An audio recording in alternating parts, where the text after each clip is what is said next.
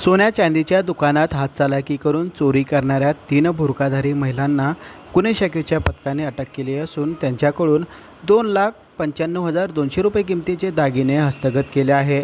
संगीता शेखर जाधव वय 45, गौराबाई बब्रुवान जाधव वय 75, मंजुश्री उर्फ बेबी सुनील जाधव वय 40, तिघे राहणार रामवाडी असे अटक करण्यात आलेल्या महिलांचे नावे आहे। त्यांच्याकडून 28.750 ग्रॅम सोन्याचे दागिने व 155 तोळे चांदीचे दागिने असा एकूण 2,95,200 रुपये किमतीचे दागिने हस्तगत केले आहे। तसेच नमूद महिलांनी चोरी करताना वापरलेले 3 बुरखे देखील जप्त केले आहे। सदर महिला आरोपींकडून सोलापूर शहरातील एकूण 8 गुन्हे उघडकीस आले आहे।